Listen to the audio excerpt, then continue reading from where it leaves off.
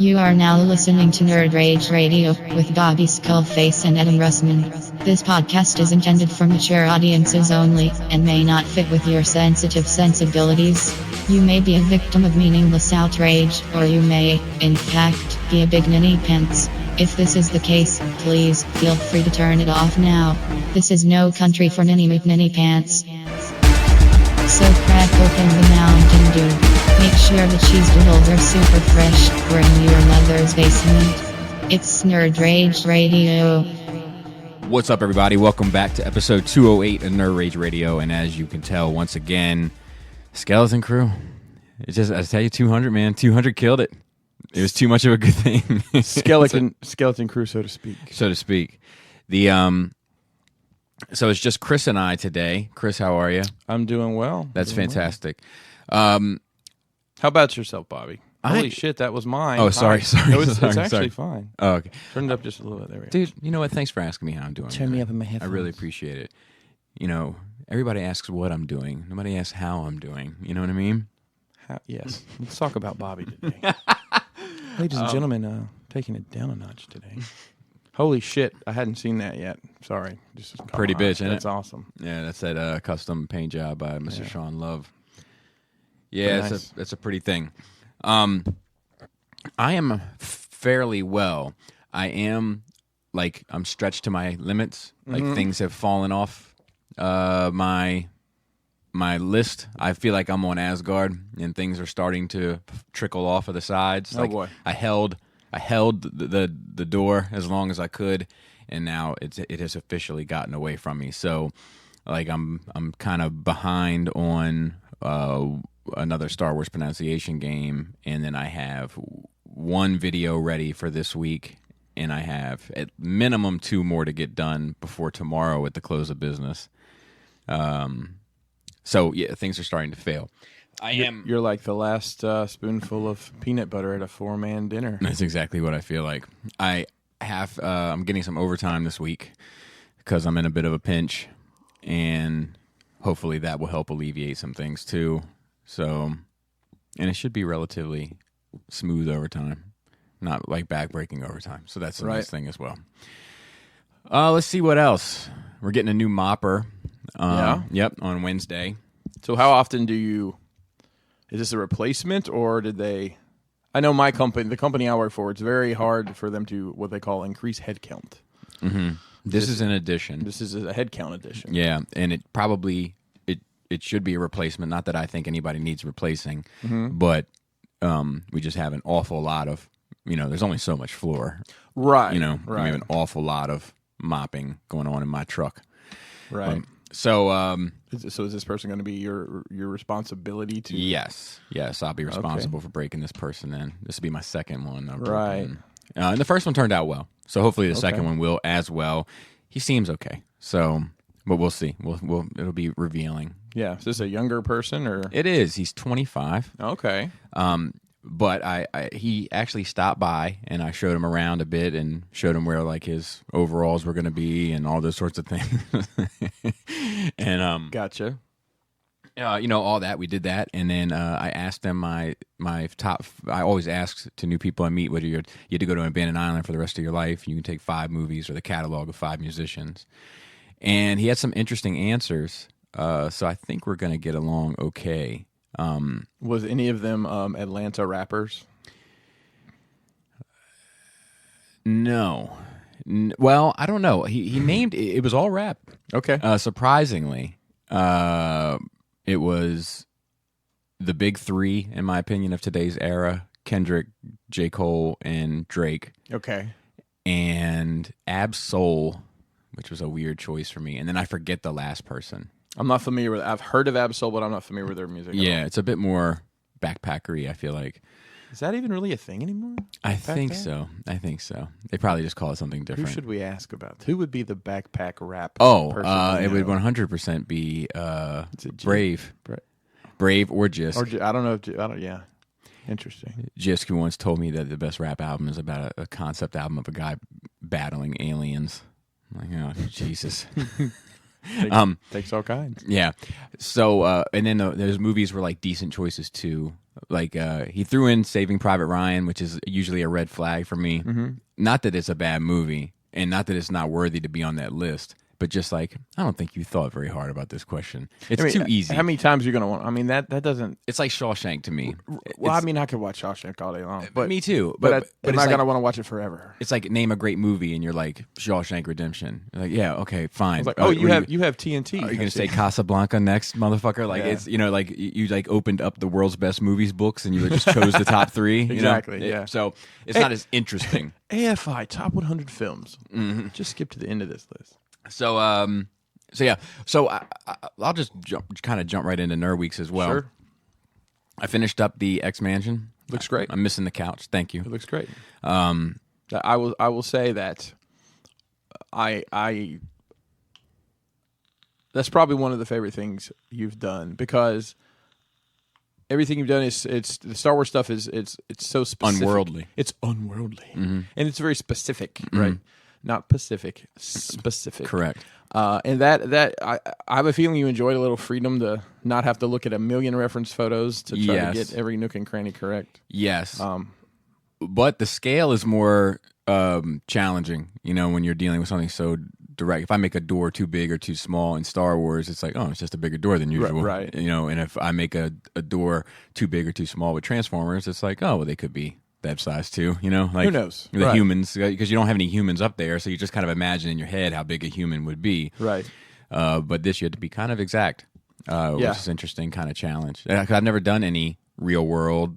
This was my first kind of real world dial, and you could say that the Transformers are, but they're so kind of vague. Well, it's vague. It's vague. So working truly in 12 scale, right. I mean, you really want to try to get the scale, as correct as possible, and I think you did a great job capturing those elements. And the wood floor you and I talked about a little bit. I think you guys did a great job on that. The paint, I like the variations you did on the wood paneling. Also, that looks very good. Yeah, we kicked around that idea. That was Laura's idea eventually. We kicked around the idea of what exactly to do in regard to that. But yeah, it was fun. It was different. It was like doing something completely different. It took a long time though. Yeah, it is labor intensive. Yeah, I'll say that I'm like really regretting not getting this couch earlier now though, because I'm so close to being done that it's like, yeah, and it's not me holding me back. Where did you end up ordering all your let's just call the spade a spade, your dollhouse furniture from? Did you order from Amazon? Some pieces I ordered from Amazon, some I got from eBay. Okay. I used a combination. This one I'm waiting on is Amazon, but it's not Amazon Prime. It's not Amazon Prime. Man. Yeah, frustrating. Yeah, I've gotten to the point now where I basically, like, whatever I'm looking for, I click Prime, and if it's... Yeah, I'm pretty much the same way. I'm pretty much the same way. I just couldn't find a couch that I wanted. I wanted it to kind of match. I know, it sounds crazy. I wanted it to kind of match, and I wanted it to be formal, and like the couch you're not supposed to sit at your grandma's house. Yeah. And then I needed it to be a certain size, and there was a number of things that like it had to fit certain criteria. So it was actually more challenging than I initially thought it was going to be. Let's see what else. So, shout out to Olivia. She is a young lady. She has a podcast as well, like a horror podcast. We communicate fairly often on Twitter. So she's a Transformers fan. She's a horror fan. Twitter. And she's a Star Wars fan. So we get along just fine. And she sent me a link. I don't know if you've seen these Barbies that are coming out. It's like a Darth Vader, an R2. Oh, I've seen them. And a Leia. Okay. So she sent me a link to them, and she was like, am I weird for wanting to pre-order this? And I wrote her back, and I was like, a better question is, am I weird for wanting to pre-order this? I mean, I saw it, and most Star Wars stuff you and I chat about in some capacity, but yeah, I skipped that. I saw it. I'm like, eh. Well, I like the Leia and I like the Vader, but I think I don't care for the R2, but what I find interesting about it is that how did Mattel get that? How did that get worked out? Dude, that didn't even cross my mind. It didn't cross my mind at all. That's the type of shit that keeps me up at night. You think so? Yeah, just wondering what allows that to happen? So I think this is how some of that works. And I'll give you an example. Like, So Mezco, for example, Mezco has Marvel license, DC license. Man, if you don't stop talking about Mascot, dude. Oh, that's listen. No, I get it. Okay, well, fuck. No, I'm kidding. Well, I'm kidding. well, I'm just saying. SH Figure Arts, same thing. Mayfix. So let's just say it's American company, so to speak. So Hasbro has the Star Wars license. Hasbro has the Marvel license. Correct. And Mattel, at the moment, let's just say, has the DC license. Maybe. Well, they have some part. They of have it. some part of it, yeah. And then McFarlane has it. But like a company like Mezco, they have licenses for DC and Marvel, and then they and then they do like Hellboy, and Right. they're doing like all this Warner Brothers stuff. Right. And this old King's Syndicate licensing from freaking Popeye and all that. So I'm thinking that there's very specific verbiage written about this stuff. For Right. example, plastic action figures, blah, blah, blah. And then the Mezco may be action figures with soft goods and this, that, and the other. And Scale. And then it could be they may have a separate thing that they do for a women's, or I'm sorry, a girl's. Yeah. A girl's 12-inch. Yeah. I'm sure that's what it has to be. But I still found it strange, and the fact that like they can get it, but like SH Figure Arts can't even show their shit in the States. Yeah, I mean, well, Which they're is not. nuts. They're not. That's a 6-inch figure competing with a Hasbro Right, license. and 100% plastic. So if The next time that you rub elbows with your Mezco people, I would like you to rub elbows, to mention Star Wars. Okay. And just see what the reaction is, because they had. I can't have been the one who thought of it, so it has gets to have mentioned. crossed their mind. It gets mentioned daily, Right. That would be a very interesting license for them to go after. I agree. So let's see what else. So we're having this conversation, and I told her, for some strange reason, she was like, well, I pre-ordered it, so now you have to, is what she said. And I wrote her back, and I was like, for some strange reason, I feel like I have to ask my dad first if it's okay. This goes back to the She-Ra right? thing, right? And she said, laughing my ass off. But no, she said, she just sent like the meme shit, but like and it said, I am your daddy now. So I wrote back, and I was like, if I ever meet you in person, I'm 100% calling you daddy in front of my wife, because she's into some freak shit too. Let's see what else. I watched something that I wanted to talk about. I bought Endgame. Haven't got a chance to watch it yet. Okay. Only so much time in the day. Only really. so much time. So busy, though. So busy. So busy. I watched. I finished watching The Boys. We already talked about that. I started watching The Family. We kind of talked about that. But I'm watching. Oh, I watched Comedians in Cars with Coffee. Yes. I watched the Eddie Murphy one. Okay. Did he seem super uncomfortable? Yeah, but I got the vibe that he's like super uncomfortable everywhere. Okay, that may be true. Like he's just like an introvert kind of. Literally an actor. Yeah. And then, yeah. Yeah. But I did watch that, and then I watched the Larry David one, which was really funny. Yeah. And kind of the most endearing, because they actually have this real relationship. Yeah, probably layers of shit Yeah. that we'll never know about. I adore that show, and I'll use that word because it's, Seinfeld or Curb? that That in specific Cars, show. Yes, and it came on. Netflix acquired it, I think, last year. Before that, it was on Crackle. Really? Yeah, and I had heard about it, and I could download the Crackle app on my Roku, and we watched it there. But there's some gold in there, and I mean, whether you care about his politics or not, Alec Baldwin and him together are hilarious. Oh, really? Steve Harvey is hilarious. John Mulaney, those are the ones that come off the top of the head, but I watched the Bill Burr one also. Yeah. I feel like Bill Burr was exhausing Seinfeld. I can imagine that. Yeah, yeah. But it's funny because I see myself as more of a Bill Burr type of guy than like just when they, like, this fucking pisses me off and this makes me angry. Yeah. And but there was something else I really wanted to talk about, and now I'm drawing a blank on it. I'm sure it will come to me. I watched episode 2 with the kids. Okay. I think definitely my favorite prequel movie, and Really? it's probably top 3 overall. See, that's very interesting to me. I love that movie because it often competes for last place. I like the Obi-Wan going to. I love that. I love that, and the whole depends on how big your pocketbook is. Yeah, I know you love and that. The whole I know bit. you I love mean, that. It's funny because now I think of you when I see that scene. Yeah. Obi-Wan. I just love. I am a big fan of Coruscant, of the I've got a book series here, Bobby. I don't know if we've talked about it, but it's set on Coruscant. Keep forgetting. I need to say the name of this. So anybody wants to read it, it's the Coruscant Nights trilogy. Mm-hmm. They're available in paperback. They're also available digitally. If anybody wants to read them and discuss with me, anyways, those are set. I just like that kind of, I guess, urban vibe. And, I do too. I just really dig that, and that's really the only peak we get at that. Yeah. Other than flybys, literally. Yeah, I agree. In the trilogy, and the whole, I'm just a simple man making my way in the universe is one of probably my favorite Star Wars quotes. Yeah, I like that too. I like that line. And I like, the Jedi battle is always going to be special to me because if something about the magic of that, the Yoda scene is always going to be special to me. But the droids in the droid factory scenes, it goes on way. It's a nightmare. Yeah, that whole thing. If you take that part of it out, I mean, that's a bit much to me. It's very video gamey. It is very, yes, it is. And of course, we find out how much we dislike sand in that movie. That's true. And I like that whole, not just the men, but the women and the children too. I like all that.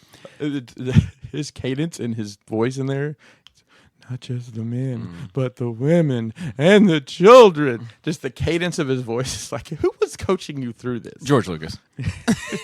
What are you watching as a reference for how people talk when they're distraught? That's George Lucas, I think, for you. Yeah, I know. But so we enjoyed that, and I want to say that we watched something else like interesting, and I can't quite put my finger on what it was, and it was just, I don't know why it's kicking me in my ass. I'm trying to think if there's anything else. I know there's other shit that I really, really, really wanted to talk about, and now I can't seem to think of anything. The Unicron thing is closing up. It doesn't look like it's going to make it. It's not looking promising. No, the data's not good. The data's not good. The data is not good. The data's not good, which is a bummer. It'll be. I mean, this will be telling. Well, it's going to be interesting to see how many they end up making, anyways, or if any. I tell you what, man. If you look, so obviously I don't read Japanese, but from what I understand, the Takara website doesn't give you any indication that this is anything other than a pre-order. Because Takara is doing this too, and I don't know if the Takara, the Japanese count and the Australian count is in there now, and it's very unclear as to what the data is. We have a data guy, and he's as just confounded as we are on it. Well, from my understanding, the Takara count is rolled into the Hasbro. See, I'd read that one time, or somebody. I don't know. That's the thing. Did I read it? Did I see it in an article? Did I hear it? Was it speculation? Right. Did somebody say it in a group? Right. Who knows? It's going to be interesting by the end of the month to see how there's this magical number. And I also think if it gets down to if it gets within 1,000, I think a lot of the retailers will jump on and just start buying 500 here and 500 there, and just selling them after the fact, just putting the money up front. Yeah, that Leia Wicket 2-pack went up for pre-order. Yes, so I didn't see that because they just showed the Wicket at first, right? Well, I guess theoretically they'd shown the Leia a year. Well, they had, yeah, but they showed the official images because I said Dave Energon, I'm like, you got a boner? He's like, oh yeah, yeah, because he loves the Ewok. So I went in on that, the 420.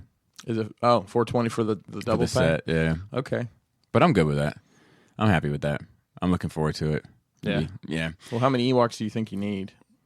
I mean, how Ewok crazy? So look, I don't need any. If I had to get one, it would be Wicket. Yeah. If I had to get two, it would probably be Low Gray would be my next choice. Yeah. And then Chief Chirpa, and then I feel like there's not any unless they dip into the Caravan of Courage. I feel like I'm kind of covered. Yeah. Whatever that guy was with the axe, I might pick him up from Caravan of Courage. I don't know, man. I'm drawing a blank, and I know there's something else that I really wanted to talk about, but. I'll think about it while you go. Okay. So you lent me the Hush, Mm-hmm. Hush, yo. The Hush, Batman Hush books, and I actually read those and enjoyed it. I hadn't read that. I probably haven't read that since 2003 or whenever it came out. I bought the Lucy's back in the day. Yeah. And I'd watched the animated, which I want to watch again because they left so much out. Mm-hmm. So many characters. And it may have been, hey, you can have 8 characters. Right. Well, let's take this guy and this guy and this guy out because there was a lot of stuff that was missing. Yeah. They still got to the same place, but it was not nearly as compelling of a story. Right. And they also set it in their current animated universe. It wasn't like a one-off set years ago because Damien's in it. some other stuff that makes it more of a modern take on the same story. That makes sense. Yeah, for better or worse. We watched John Wick 3 came out on digital Already. Yeah, That was fast. it came out pretty quick. I was surprised. I didn't even know it was out, and I was told that it was on the server. So How was it in the box office? it was the best performing one so far. Huh. Pretty sure. Seems strange, Yeah. But yeah, that's freaking awesome. Watched it. Me and the wife watched that. Actually went to Ocean City with the kids. Oh, no kidding. Boardwalk? Yeah. Nice. Let me tell you, it's Panama City Beach all over again, buddy. And if you ever want to talk yourself out of getting tattoos, just go to Ocean City and walk around and say, "Oh wow." It was fun though. The water was rough and cold. Kids had a blast. Yeah. But you know what they say about sand. Yeah, I think so. It gets everywhere. It definitely does, and the beach to me growing up was always the Gulf Coast, which is the powder white sand and green water. And this is different. It's more of a coarse sand. Yeah. See, I don't have a point of reference for the powder white. It's literally almost like baby powder. That's like a sandbox, like the sand for the sandbox. It is. Yeah. It can be that. So I mean, we went to Myrtle Beach a couple years. Mm-hmm. Well, that's fucking shelly as fuck. I just went there recently. I was like, oh my god. Yeah. So this wasn't any shells, but like, and I don't know if it was just where we were in Ocean City, but there's like a sand cliff, and you have to go down the cliff to get to the water. Mm-hmm. I don't know if that's just maybe the way the water was that day. I haven't been to Ocean City since I was a kid. Like my dad started going to Myrtle Beach. Okay. And that's where we went for years. And then my wife went to Outer Banks, and then it kind of derailed the whole system. Right. It was fun. The kids enjoyed it. And I had work over there, and we just had one day we went and did that stuff. So it was a good time to kind of sneak away and let them get some beach time in. And it was a perfect time. I mean, I think we were there like 5 hours, and we walked the boardwalk and ate a ridiculous bucket of French fries. And it was funny. We were walking the boardwalk, and we walked probably for like 30 minutes. Mm-hmm. And I looked at Kelly and I said, "So this is like the background of an old cartoon where they just loop it, because it's literally the same shit over and over." Yeah. So at a certain point, I'm like, I don't think I need to see this same Polish ice water. Polish big here, man. Yeah. Well, almost everybody who helped us was it sounded like they were from like Eastern Europe. Yeah. Well, that's common too on the East Coast, where like they'll come in for the summer and work, and then head on back. Or I don't know, because like when I go to the Outer Banks, it's like almost all Eastern European, like Romanian and yeah, that's kind of some sort of Slavic. Yes, exactly. Talking to people, that's just the tone you got from them. Yeah, so there's got to be like a rhyme or reason for that. I'm just not sure I know what it is. Right. I mean, other than money and options, and like. I talked to somebody about it, or somebody talked to somebody about it, because like a lot of them become lifeguards and shit. Okay. And it was like, yeah, like I'm not gonna fucking hire some American kid to sit here and fucking play on his phone when I got this kid that's gonna sit here with a whistle in his mouth ready to rock and roll. It was fun. It was funny watching the lifeguards, because then they do. We got there pretty early. Like they drug the chairs up while we were setting up our little spot, and they rotate the shifts out pretty quick. But I remember there was this point. It was hot. I don't know how hot it was, and the sun was definitely beating down. But there was this one guy out there. He had on sweatpants and like a hoodie, sitting on the lifeguard stand. Like, man, that's gonna weigh you down there, bro. Yeah, that's hot. I will say that they were, so to speak, they were doing some sort of lifeguard. I guess it was a camp or training, but it was a bunch of high school age kids that running with the little floaty thing. So they started running by me, and I started singing the Baywatch theme. Some people stand in the darkness, and not a single person. I was singing pretty loud too. Nobody even looked at me. So it's probably lost on them. I'm probably just old and trash. I was at Target the other day, and I was looking behind for some figures, and like one of the things that holds the price tag, like the little things, like scratched my arm. And Laura saw it and was like, "What is that?" And I was like, "Cry for help," because it's like looks like two, like right. Dude, I don't see it anymore. I had a scar basically from that. Really? One of those tag holders at Walmart. I had reached like someone was in the very back. Yep. Yeah, it scratched. Where's it? It was one of my arms. Oh, it's right there. That right there. That's what that scratches. What were you looking for? It was it wasn't a toy. It was balloon sticks actually. Really? Yeah. I can show you the scene of the crime. But yeah, so Ocean City was cool. I don't know. Kids enjoyed it. What are you working on diorama wise these days?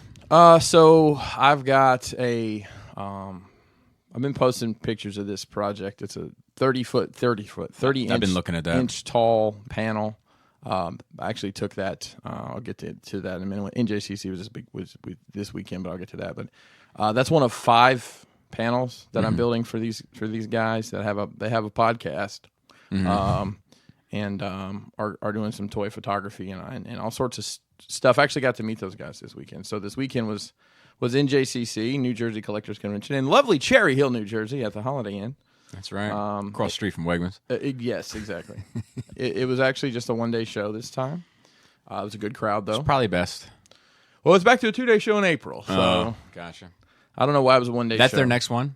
He may do something he may try to do something in November, is what he was saying during the announcements, but I won't. I doubt I'll be able to do that. No. I mean, there's you got to think the end of October. I mean, October for us is October's bananas. busy. October's busy. And November is, I don't know. There's a lot of things going on in November too, competing toy shows and whatnot. Oh, really? Yeah, like that Toy Con or whatever. I've never been to that. It's a toy show. I mean, it's people selling toys. But in JC, we went up. Mason and I went. My wife decided not to go, kind of at the last minute, because we're gonna have to take all the kids, and her glasses weigh a ton. So That's true. Mason and I got everything into I think 8 totes and 2 boxes, except for some loose stuff. So we got loaded real quick. We went over Saturday night, stayed the night. Several of the Realm guys were there. Went to dinner. Just low key. Got up early that next morning. One luggage cart load in, and set up, and 8 o'clock we were rolling. Early bird was great for everybody. Yeah. Yeah. Did and you sold most of your Transformers? So I took all my Transformers except MP10, and I'm down masterpiece wise. I've got Perceptor, Fans Toys Tesla, and I've got Fans Toys Springer, whatever his name is. It's crazy, man. It's really an end of an era. It is. And you sold Cup? Yeah. I've got my G1 Cup. That's the only one. Let me of my ask you a G1 question. Transformers Why did you sell it? Why did I sell what? The Transformer, like these last remnants, that in theory meant more to you than the shit that you were able to get rid of without skipping a beat. You had to hold on to this a little bit extra, right? So why sell it now? Man, I think it was me just trying to hold on to what brought me to the dance. You know what I mean? Mm-hmm. I mean, I wouldn't know you if it wasn't for Transformers. That's a fact. I wouldn't be sitting at this table if That's it wasn't a fact. for Transformers. I wouldn't know any of my people I consider my best friends, and yourself included. But like all the Realm guys, I wouldn't know any of them if it wasn't for Transformers. Yeah, that is crazy. But there's so many of us that have moved on at this point to other things. I mean, I'm not the only fluid collector, and I don't mean body fluids, people. Or does he? Don't send me jars of shit anymore, okay? I'm talking to you, Matt Hurd. Did you at least have a tester stick with him so you can make sure he's okay? Yeah, that's what it was. I put some sauerkraut in this jar. Man's a good dude. He's a good dude. Well, so let me ask you a couple questions. Yeah. Do you need the money? I don't need the money. I would like to probably spend the money on something else. Are you tight enough where you could really use the money? No. Okay. Do you feel pressed for space? That's not to the point that I needed to get rid of that stuff. See, that's what's crazy to me. Because that's like a big axe, like that's a big, like, nope, I'm done here. Yeah. Like, and for no other reason other than looking at it doesn't bring me any enjoyment. And look, at the end of the day, and I'll this is your fault, but it's not your fault. Mm-hmm. If I want to look at Transformers once a week, I get to look at probably one of the best Transformers collections in the country. Well, from a masterpiece standpoint, maybe. I mean, it's you have. There's not a character out that you don't have a representation for of some that has been released, right? One. Who's that? Oh, 2. Trailbreaker and Hoist. You didn't get any of those. I got Trailbreaker and sold it, and I'm thinking about just cutting my losses and picking another one up just to have it start on the being shelf. done. I think I'm going to do a sit down Saturday on that this week about addiction. right? The addictive element of collecting, and then Yep. and then also what happens when you start to relapse, which is what I think a lot of people are going through. I can't tell you, I've gotten more PMs, DMs, emails, the list goes on recently of what do I do when I want to get rid of this stuff than I ever have gotten per capita ever. So let's think about this. How long? Okay, let's just measure it by this stick. How long has Shattercast Uncut been on the air? 5 years. 5 years. Okay. So Well, it's 5.5. 5.5. So let's think 5 years ago where this hobby was. Right. Yeah. It was in its infancy. Yeah, and but in its infancy, but growing at a clone growth. You know what I mean? Yes. Boba Fett growth, like faster than Yeah, and they weren't using any. and more advanced. So 5 years later, here we are. And in the question, where's third party going to be? Well, here we are. Yeah, And where are we, Bobby? Dead. You know, like that's what nobody guessed. Where do you see third party in 5 years? Dead. So- legends, Legends and movie stuff. and who knew? Who knew that so I don't give a shit about the movie stuff. And then listen, I think some of these companies like that Megatron that was showed recently, I think's Unique Toys. It's that crazy Megatron with the almost like an Ultron kind of helmet. Last night, Megatron. Yeah, It looks fucking awesome. I don't give a shit, but it looks like $1 million. I agree. I think that I'd be more likely to buy it if his name wasn't Megatron. right. Oh, I'm sure he has another name. Well, that's true too. But I think that slowdown. I mean, myself, I'm just discluding myself from this. You know, so excited. Oh, it's this week. I get something every week. You're not getting anything every week. And I think that addictive part you were just talking about, Bobby. I think people that got to have a package in the mail every week. You've started getting something else. Yeah. You've started getting Mezcos. You've gotten into Hot Toys. You've gotten into statues.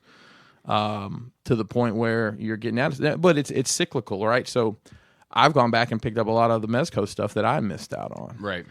and I'm getting some of that shit really, really cheap, right? And it's people. A lot of time, people are cycling out of that, and going to the next thing. So it's almost like all of our fluidity is these Venn diagrams, and you just got to find the right person that you're like crossing over with. Little whirlpools that are constantly pushing you into another whirlpool. Exactly. Yes. Yes. Yeah, no, that's interesting. Lots of rabbits in the yard digging holes. Well, I think that so here's the thing also, you and I start a business, right? And we're creating headphones. And we create the old school, little cushion on the plastic bits that sit over your head that come free with the Walkman. And, right. And we produce a line of earbuds, and we produce a line of wireless earbuds, and we produce a line of ear muffs, and produce a line of wireless ear muffs. We're producing it all because we're the headphone guys. Right.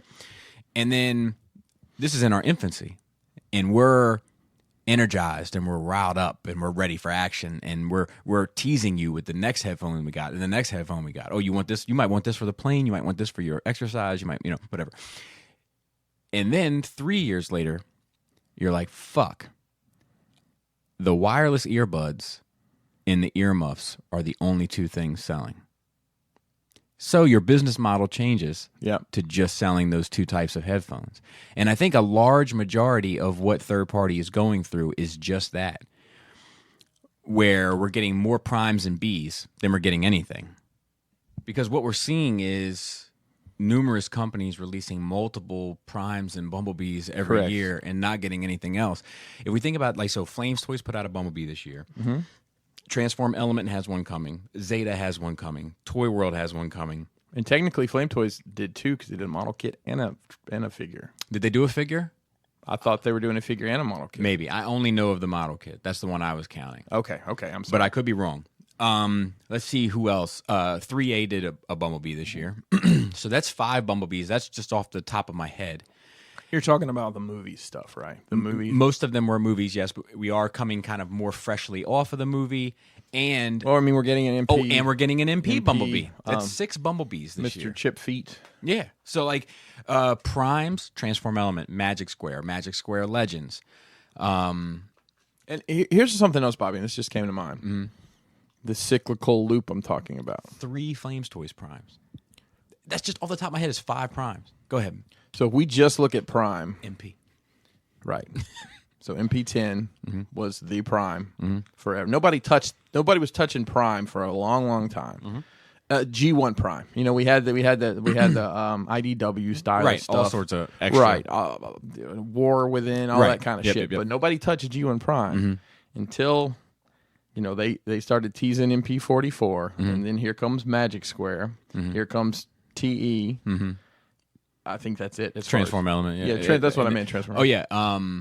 And then we had the Flames toys. Right, but I'm just talking about specifically for your Masterpiece style collection. Right. So here come those guys. So it's almost like the cycle is ending, but starting a new cycle with MP44. Does that make sense?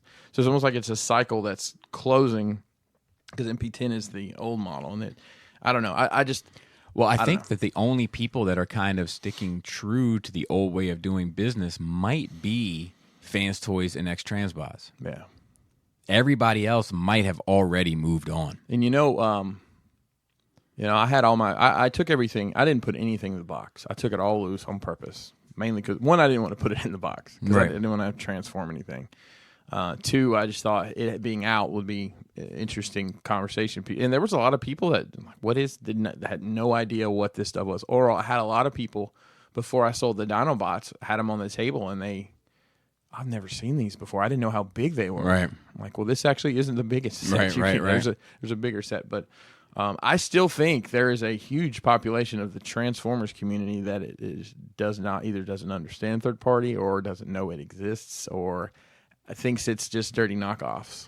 Yeah, probably. So they should watch my channel. I've tried to educate them. I do think that I think that we're more likely to get one company producing a movie prime, a G1 prime, an IDW prime, a Masterpiece prime, a Legends prime, all of those before they do any other character, other than Bumblebee or maybe Megatron or Starscream. That's become the new tried and true. It's just it's Megatron, Starscream, Bumblebee, Prime. Yep. Megatron, Starscream, Bumblebee, Prime. It just flows even. Yep. Yeah. So those are the key characters. I mean, look, that's why we get a Batman in every wave. Right. That's why we get a Wolverine in every wave. And every Spider-Man. wave. A Spider-Man. I agree. I just it's such a change from where it came from. Right. That it's disheartening and it's frustrating, and the idea of being so close and yet so far away. I mean, that's another thing that I could see people being dissatisfied with. I've been doing this for 5 years and I still don't have my G1 season 1 cast. Yeah. I don't have my ArcBots yet. Well, you can do season 1. You can't do season 2 because a proper Protectobots hasn't been done. Yeah. You can't do season 3 because of proper Predacons. No, there's a lot of stuff. Terracons, there's a lot in season 3. But I think once again, it's more likely that you'll never get that, and you'll get every iteration of Prime. I think that I don't know if you've seen this Masterpiece Lio Convoy. Oh yeah. So that shit looks like dog shit, first of all. But I think that you'll. My opinion is that's targeted towards the Japanese audience. Yeah, I mean it has to be. I mean, same thing as Star Saber Masterpiece, right? But that was a vote. Yeah. But the thing is I think that you're way more likely. Look at what they're doing. Dude, Takara might be done with Beast Wars. You think so? I'm just saying it's a possibility. They might be on the same formula. We're fuck, we did the big 4 of Beast Wars. We're throwing them a Black Arachnia. Let's move the fuck on and do another Prime. Yeah. Let's move the fuck on and do another Prime. Let's how likely are we to get the fucking Fire Engine Prime from Car Robots before they give you a Waspinator print, or whatever the case may be? Right. I think it's more likely. I think the rules have changed. Well, the rules have changed, and Transformers Transformers evolved so much. So the G1, and then it was Beast Wars, and then it was the Unicron trilogy, and that's G1 for a lot of 25, 26-year-olds now. That's what they came up on, and to us it was like, oh gosh, they're giving us Transformers. Oh, okay, yeah, well, these are cool, but people are just what we call G1. It's always G1 to us, but as the age of the collector evolves and people get disposable income, I think that's what changes. But I think that segment is getting smaller and smaller. So, let's say G1 captivated, just to use round numbers, 1 million kids. Mm-hmm. Like, of those 1 million kids, 500,000 bought the toys. Of those 500,000, 100,000 are lifelong fans. Right. Of those 100,000, 50,000 are lifelong fans and still collect. Whatever that number is, I think it gets smaller and smaller with each new iteration. So Beast Wars, less. Unicron Trilogy, less than Beast Wars. You know, Car Robots, less than Unicron Trilogy. Like on and on and on. You know, we've talked different platforms about what is going to be the nostalgia piece for today's kids in 10 or 15 years. And I actually had an interesting conversation with my oldest and his girlfriend. They were at our house sitting in the basement playing Minecraft together.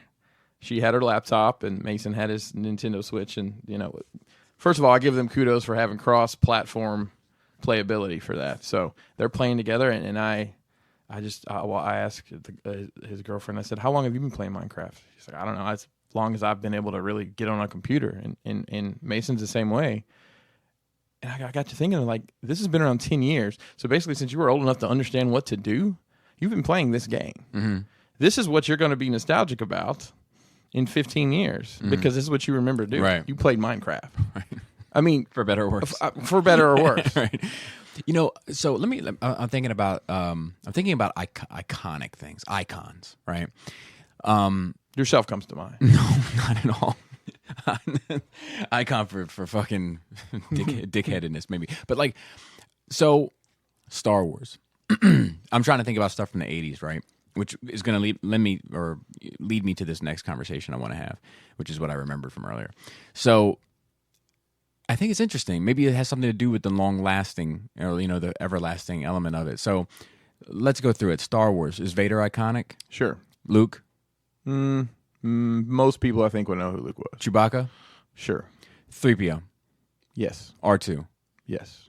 I would agree with a Stormtrooper. Just a Stormtrooper, yes. Yep, I would agree. Like, Solo? Probably. I would say probably also. Leia? In the white... white dress. Or the bikini. Or the bikini. Yeah. Okay, so just, you know, rattling off, right? That's like 6, let's say, roughly. Transformers. Is Optimus Prime iconic? Sure. B. Not from G1, I don't think.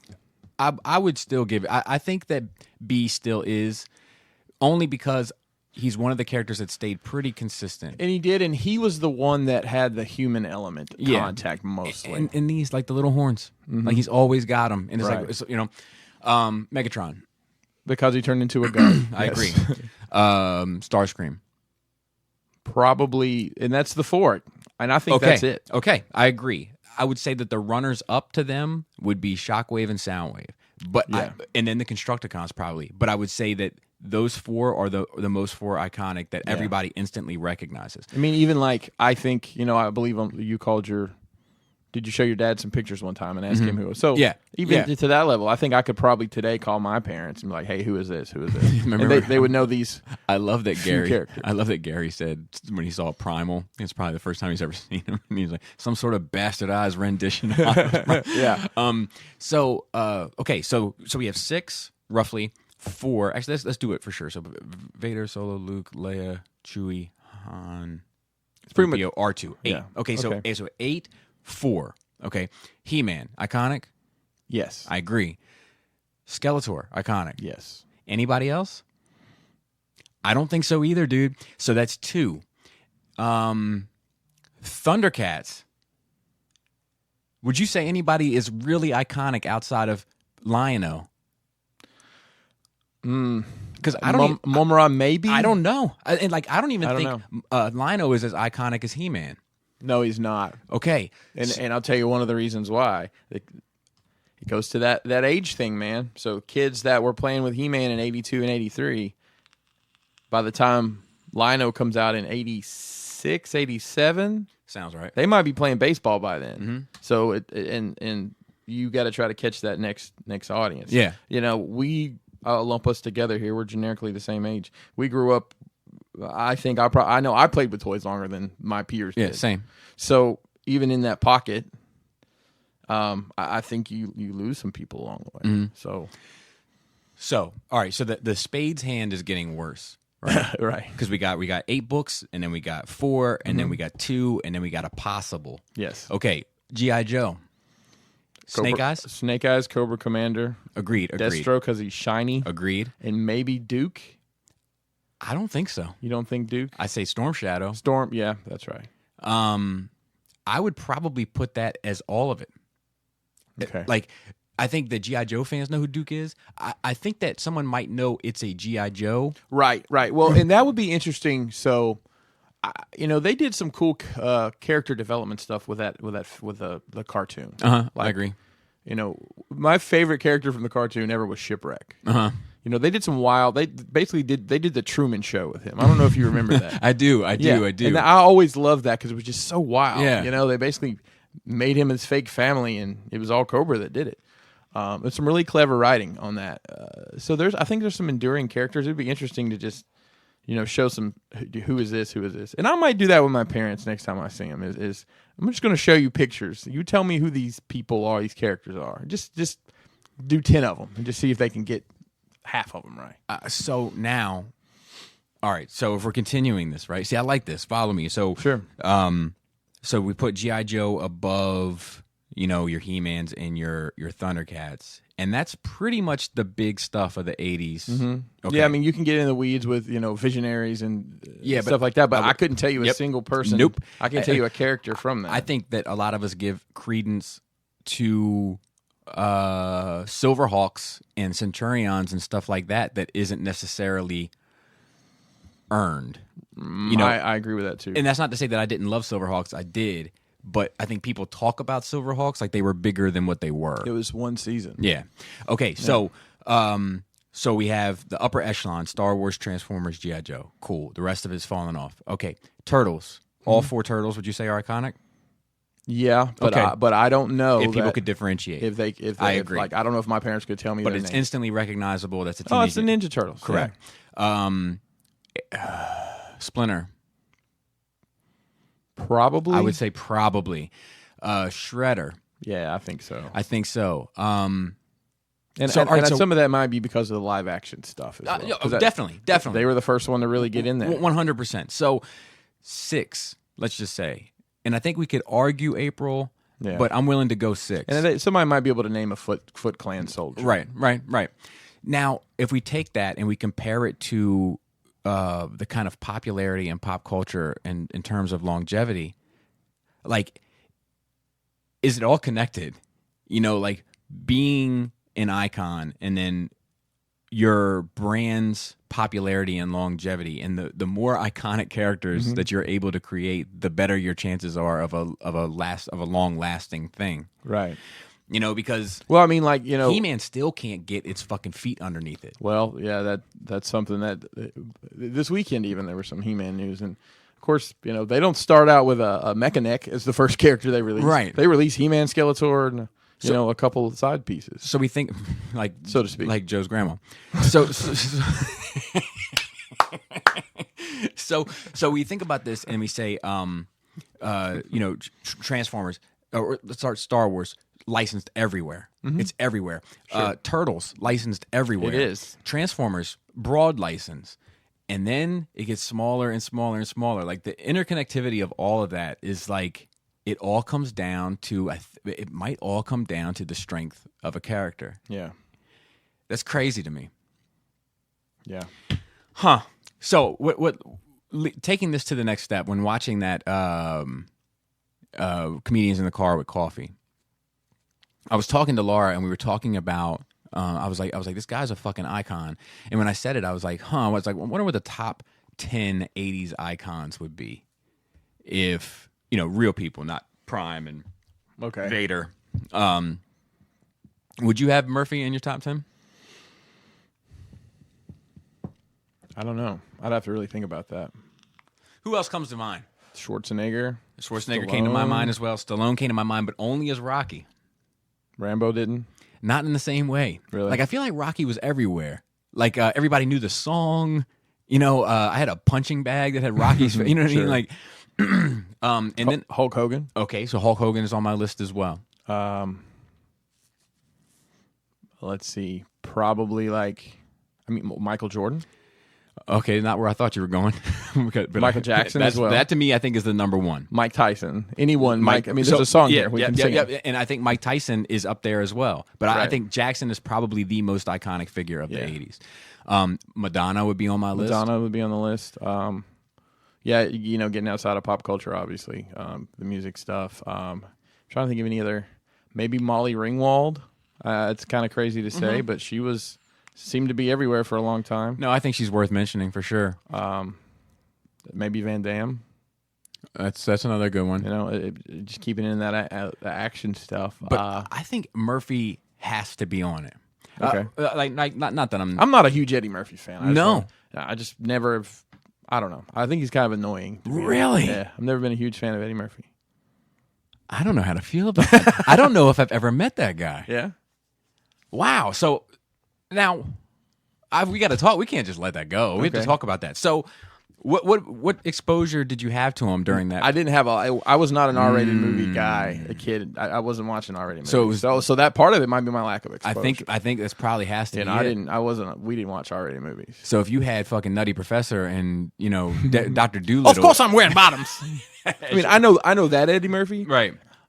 Like I guess that'd be more like the 90s and 2000s. Yeah. Eddie Murphy. See, because that Eddie Murphy's not as appealing to me either. Right. So I wonder if that is because growing up and seeing Raw and Delirious, first of all, which was fucking mind blowing as a kid. Sure. And then Beverly Hills Cop, 48 Hours, Trading Places, Coming to America. I always put The Golden Child in. Most people throw a fit when I do that, but it's a fucking great movie. Saturday Night Live. And then you had put a fucking record out. Yeah. And I like the record. I know you do. I heard that somewhere the other day. The first, I don't know if I've ever told the first night I met this man in front of me, he did karaoke to Party All the Time. It's a fact. Yes. Written by Rick James. Yes. And produced by Rick James, I believe. Except I didn't like that song that he did with Michael Jackson. That was like the big follow up right after it, which you would think on paper that would be the one, right? Prince I would put on that list. I could see that. Yeah.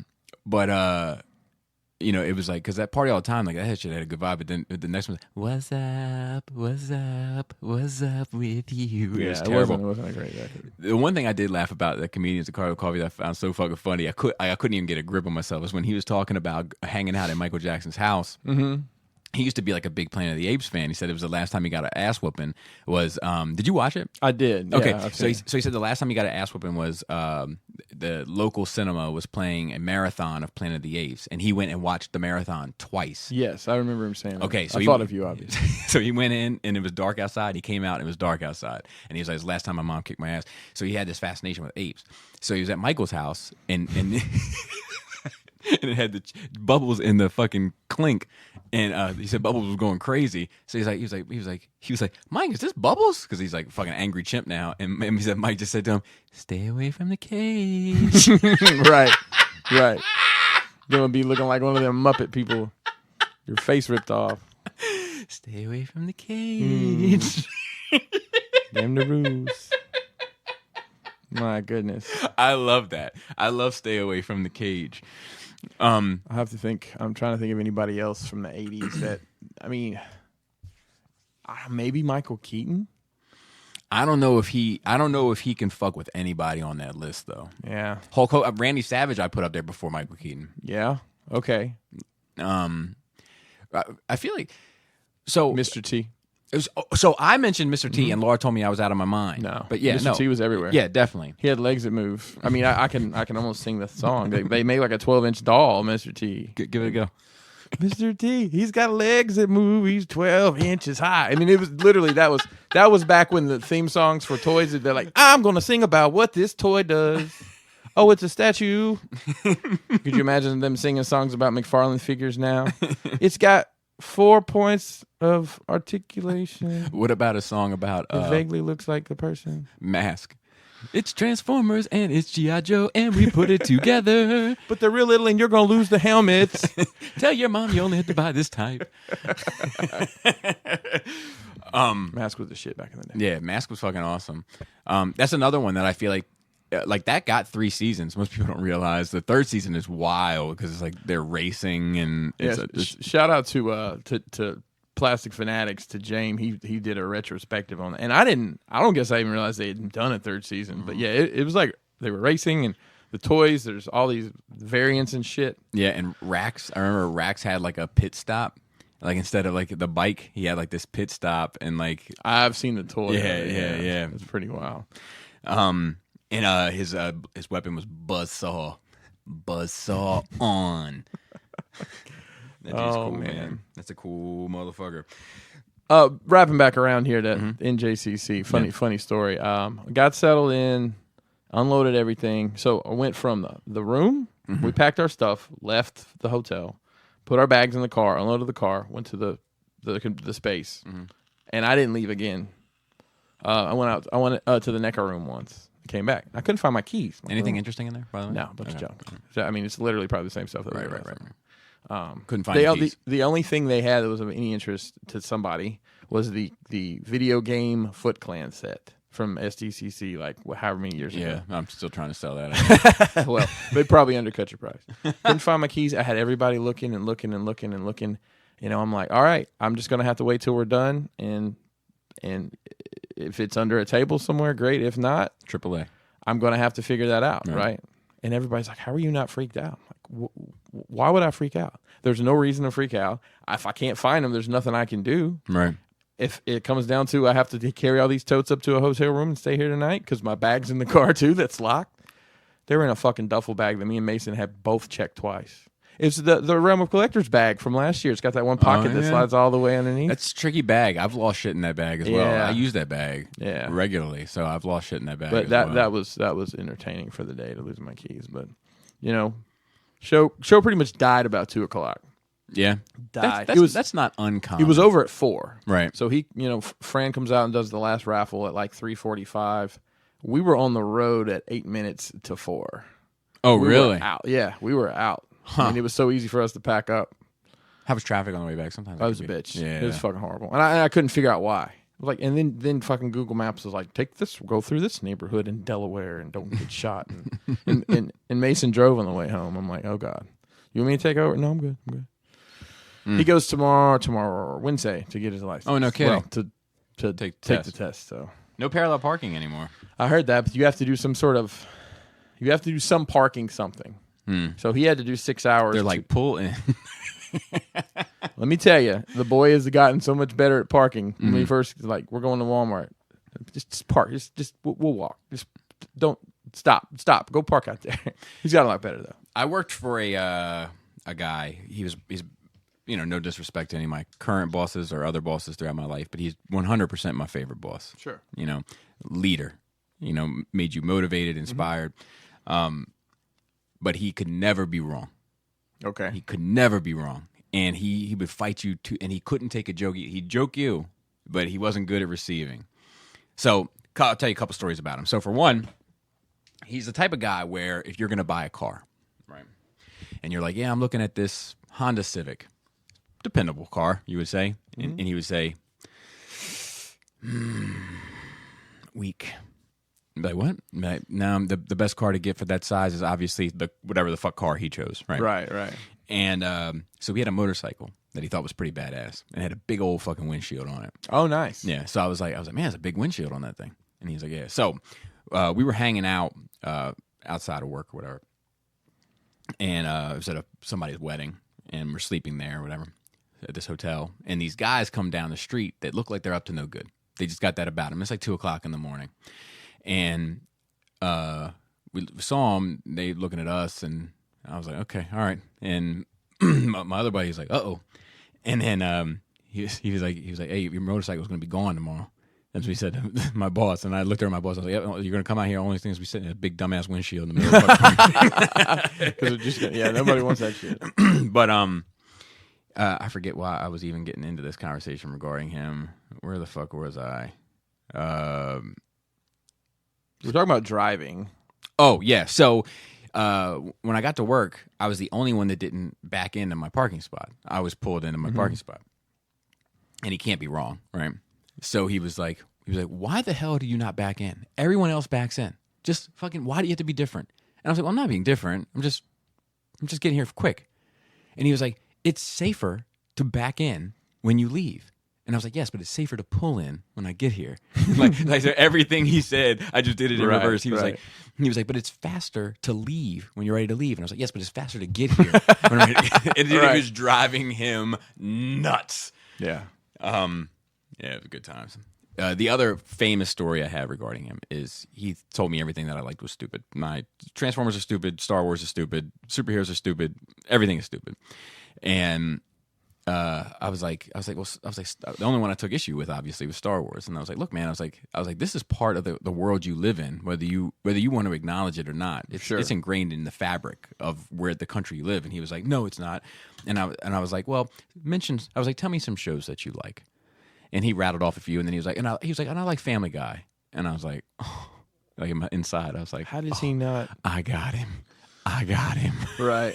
And I was like, well, Family Guy has almost made a career of nods towards Star Wars. And he was like, yeah, but they're making fun of it. They don't like it. They think it's dumb. They're making fun of it. And I was like, I don't think you understand what they're doing. And he was like, no. I saw it. Like, they make fun of it. They like it's like for losers. And I was like, okay. So you're under the impression that none of those creators are in love with that franchise. And he's like, yeah. Okay, cool. So left, and I had the DVD of the Star Wars movie that they did. The Blue Harvest? Yeah. So I brought it in, and I had it queued up right to this bonus feature. And I was like, hey, I left it in there all day in this little DVD fan. I was like, hey, you got a quick second? And he was like, yeah. And I was like, just something I want to, and I pressed play, and I walked out of his office. And in that part, it's like, the reason why we decided to do this is just because how much we all love Star Wars. I mean, none of us know any literature, song, poem, book the way that we know Star Wars. Most of us eat, sleep, breathe Star Wars. Yeah. And I just let him sit with it for a while. He never mentioned it. That's funny. But now that I'm in the fucking bag of it, let me tell you another one that just came to mind. He was saying how another guy, my buddy McGonagall, he got a phone. That's a wild name. Yeah, and he lives in the mountains of Pennsylvania. Sounds like like Eminem trying to make monocle rhyme with something. Monocle, McGonagall, Bionicle. He it's a bionicle monocle. He had just got a new phone, and it was 4G, like right around the time that 4G was becoming a thing. And my boss was like, "Why would you get a 4G phone? This area doesn't even support the 4G network." And he was like, "Yeah, it does." And he's like, no, it doesn't. There's very few pockets in the state of Maryland that are supporting the 4G. And we all know in the fucking sticks of Pennsylvania where you're from, it doesn't. And he was like, no, I have it right now. And he's like, no, you can't have it right now. It's not supported here. And like McGonagall's like looking at his phone. He like shows me. And like it says like 4G at the top. He's like, no, I think I got it. And Spencer's like, I'll pull up the map. And he like brings this map up. And like as soon as it pops up on his screen, you can see that it's like definitely in our area where there's 4G coverage. And he minimizes it real quick, like it's like whoop whoop. He's like, I gotta look for a different map. Look for a different map. All right, so let's get into some news. For one, I know you don't like Eddie Murphy, but we have to talk about. I don't dislike Eddie Murphy. We have to talk about DOLEMURPHY. Did you watch this trailer at all? I have not seen the trailer. I'm aware this popped up this weekend when I was, so busy. So, yeah, of course, as usual. Yeah, and that's not changing anytime soon. So what it looks like to me, and I just watched the trailer, I haven't done any reading, but it looks like a movie about the guy that created Dolomite. I've kind of got that vibe that it's a kind of a mockumentary. I think that's so much smarter than just a Dolomite reboot. Well, I mean, they're doing the same thing with Kevin Smith's doing the same thing with Jay and Silent Bob. The new Jay and Silent Bob is them making a movie about Jay and Silent Bob. Correct, but but that's fictional. Well, exactly. Right, exactly. Right. So I think what's cool about this is like this is going to be like a true story. Like and it may be just wild as fuck. Yeah, I would imagine it is. And like I heard him cursing in it, which makes me feel good because I felt like he, with all the haunted mansions of the world, that maybe he had lost his edge and just turned into a nice sphere. I told you, I said as soon as he showed up on the Jerry Seinfeld, he's got a Netflix deal coming. Yeah, and here he is. He already has a movie ready. Like, but I'm super excited about it. He was like, I'm Dolomite, motherfucker, and I get paid to fuck people up. Like I was like, all right, like this is the Eddie Murphy I like. Always makes me think about the line in Golden Child. When he's, hey, you seen a naked man running around here with $100 bill? But yeah, I think it looks great, and I think it has a lot of potential because it's those type of. It has almost like when I was watching it, it reminded me tone wise of Boogie Nights. Okay. You know, that's like the vibe I got from it. I'm a star. I'm a star. I'm a bright, shining Dude, star. that movie's fucking awesome. Like, people say I look like Han Solo. Really? And I love, dude, have you seen Star Wars? Like 4 times. Well, at that point, you know, it was I always loved in Boogie Nights that he sang The Touch. Oh, yeah, and then of apparently, course. like, Stan Bush didn't even know it was in there. I don't know if he'd have known the rights to that or something. I wonder. I But wonder. it was so bad. You've got the touch. And it's like such the perfect song to do, you know? You know what's worse than Mark Wahlberg doing The Touch? What's that? Stan Bush doing that Transformers song for the live action movie that Right. Michael Bay passed on. Can you imagine how humiliating that must feel? my Like, hey, I had this strong lineage and history to Transformers, the franchise. I've created a new song for your movie. Hope you enjoy it. And you just never get an email back. Yeah. It's left on red. Thanks for responding. Are you interested in a fan club membership? That's about all we had to offer you. Kevin Smith has the power. So speaking Yes. of He-Man, I'm interested in this because did you read this? Did you read really what this is about? I glossed over it. I didn't dig deep. So I did know that Kevin Smith is evaporating. I don't know if you saw the man. Holy mackerel. Yeah, it's crazy. So let me read this. By the power of Grayskull, this is from Deadline. Kevin Smith has taken a metaphorical power sword to help bring a new animated series based on the He-Man. The Jay and Silent Bob reboot director surprised fans at PowerCon in Anaheim on Sunday to share the news of his Netflix anime series Masters of the Universe Revelation, which will be an original story based on the world of Mattel's classic 80s era He-Man toy franchise. Smith will serve as the executive producer and showrunner of Masters of the Universe Revelation, a limited series which focuses on the unresolved storylines of the classic series, picking up many of the characters' journeys where they left off decades ago.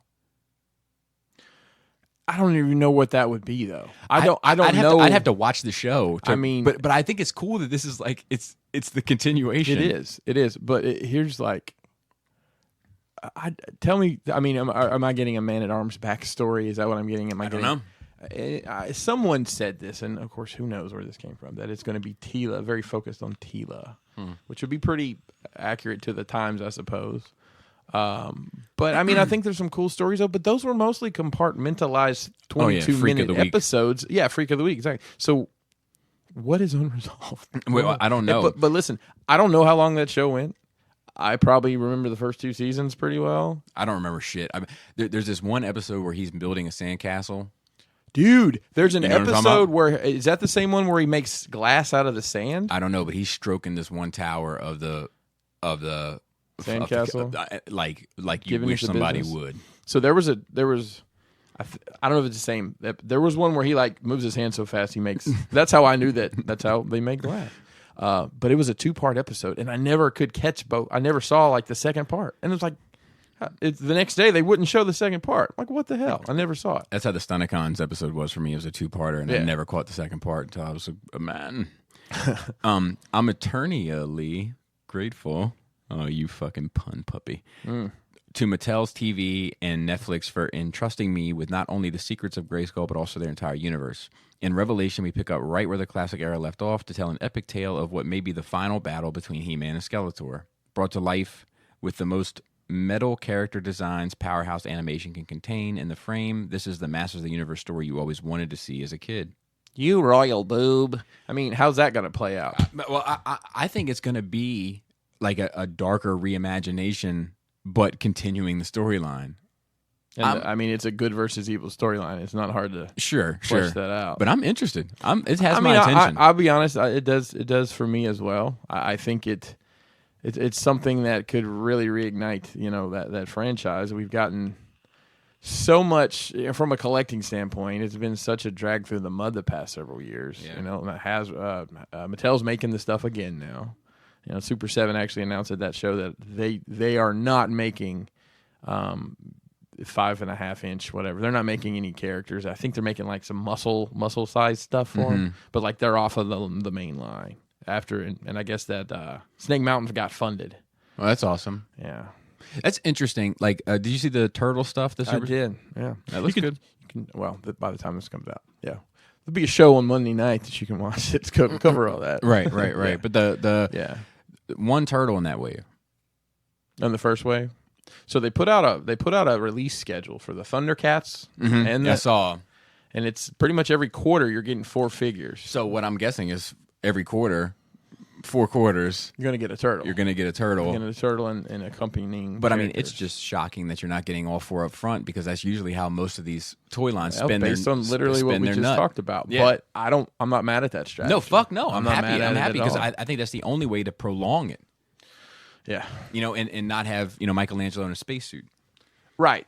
Or have a wave with 4 characters nobody cares about. Correct. But yeah, I'm excited about the He-Man shit. Like I'm ready for that. And then the last note before we get to questions is No Main Man. The Sci-Fi Channel canceled the Lobo series that was going to come, and canceled Krypton. Now I don't know if that's because they weren't performing, because they seen like that Krypton show has gotten rave reviews. Yeah. I never watched I it didn't either. but I'm guessing it has more to do with this HBO. That's kind of what I was thinking. Kind of a Netflix Yep. Marvel kind of cancellation. Yeah. That would be my guess. Yeah. But that Lobo shit was well into production. Like, I didn't know they had even started production. Yeah, Thanks, Phil. I missed that note. Well, he put it in here. But No, like, he put it I on. mean, like, Well, I knew he was in that show. And oh, so, maybe that's what from it the was. show. That's from the show. Yeah, yeah. Okay, So I he was gotcha, in, I and gotcha, I guess gotcha. they take that back. Let me walk that dog back then. they were scheduled. They had talked. I don't know if they had ever done any production, but I think it's all. I mean, the same thing as the Netflix shit. Mm-hmm. But speaking on that, the Disney Plus, I thought I read the other day that they're going to reboot that, like Marvel Knights, the New York based Tights and Flights on another network that wasn't involved with that, but it's going to be tied directly to the MCU. Is that the horror? No, it wasn't the horse. I don't remember what it was. That's like the Ghost Rider and whatever they have planned. Like that's something that's coming to some. I don't know. It was almost like okay, you took it off Netflix because of this Disney service, but now you're going to take those characters to another network. I don't know why they wouldn't just put it on there. I don't know. But I don't really understand what Marvel's doing with television anyway. Like, it doesn't seem to make any real sense to me I don't either. at this point. Do you have our reveal on the new Star Wars show in here? Yes. Okay. Yes. We'll get to Star Wars Okay. stuff. So questions-wise, we don't really have a whole lot here either. We're early. So, yeah, we're early this week. So we did get one. Let me just make sure I can find it. Somebody wrote me a nasty comment. So I got a nice comment too. Somebody said this guy's IQ way too high to be wasted over analyzing Transformers. Nice. But I wanted to. I responded to it and I said, "Can you tell my dad?" That's funny. So one other thing I did want to touch on real quick is that Baltimore has a new mascot for their Comic-Con. Have you seen it? It's pretty epic. It's pretty epic. I don't know if I have or not. My favorite creature in the world, it's a crab. I did see that, but honestly, it didn't register to me that it was new. It's a crab with a cape, and it says, "Holy crab, it's Baltimore Comic-Con time." Oh, wow. Yeah, that's pretty good. I want to make sure. Let's see, Terminator with the kids. Maybe this was it. Hold on, I know where to find it. It was on Patreon. It was Skybrow, so I feel bad because apparently I missed it last week, but it's just hard to keep track of it all. So this is Sky Bob Brow, and he says, posted this a couple of shows ago, but I guess it got lost in the sauce. My apologies. He said, do you have any movies/TV shows that you would consider one of your favorites but are afraid to rewatch out of fear of them not holding up and then ruining your opinion of them? For me, it's the movie Boyhood. I consider it my favorite movie of all time, but I've only seen it once when I saw it in the theaters. The timeline of the movie lined up perfectly with my life. I was getting ready to go to college, and spoiler alert, the movie ends with the main character going off to college. It was just perfect timing. What about you guys? Boyhood. I don't know. I don't think I've ever seen that. I'm trying to think of anything that comes to mind. And I don't. I'm trying, like, for instance, I have Thundercats, and I've never watched it. Like, I own the DVDs of, like, the original series. Yeah. I've never watched it because I'm like, is this better to just live on in my head? Just watch the intro because it's that animation at the time was terrific. Yeah. because I like when I watched He-Man, it kind of ruined it for me because He-Man was way more epic than when I went back and watched it. When I went back and watched it, I was like, oh my God, not only is this not as epic as I remember, but this is actually pretty terrible. Yeah, this is legitimately a 22-minute toy commercial. Yeah, and really bad. And it has that like really awkward, Snow White style animation where they're drawing over top of real people or whatever. Right. Yeah, and then the background loops constantly. Yeah. I always thought it was weird when He-Man fell down, his arms were by his side. He didn't fall like this, So I always thought it was awkward. I don't know. I would tell you, the Matrix movies, I rewatched them this year for the first time, all three of them. And I went into that with great trepidation. Right. But I already I felt better about it after I watched it. Right, because that disappointment is already there. The disappointment was already set. Yeah. And it's almost like I didn't, I wish I can't never hurt. It can't hurt you anymore. It can't hurt me. I have the power now. I don't really have anything that comes to mind that I'm just... Yeah, me neither. I'm trying to think if there's... Like, I'll tell you what I was saying last week. I saw episode 1. We just watched episode 1 recently. Yeah. And seeing the visual effects starting to not hold up. So episode... Yeah, so they... like it seems to be anytime there's... Like, the computer animation is laid over, like, real... Like when the tanks are in the palace, that's like yikes. Yeah. But like the droid, the battle between the Gungans and the droids still holds up because it's all animated. Well, except I agree, like the droids hold up, but like there's some of those tanks that don't hold up either to me. Like when they're coming over the grass, is the way that they is. I think you're right. I think it's a bit wider though. Like I think it's anytime you have to see the CGI things really interact with the environment. Yeah, that's when it starts to break down. But Ben Quadanero still looks great for what it's worth. Yeah, I don't think there's anything else that really, there's been a few that I've been worried about, but then I've gone back and watched and I've been like, oh, this is still great. Right. Flight of Dragons, for instance, obviously. But also Batman the Animated Series, like I went back and watched that a couple years ago and I was like, this is still fucking fantastic. Right.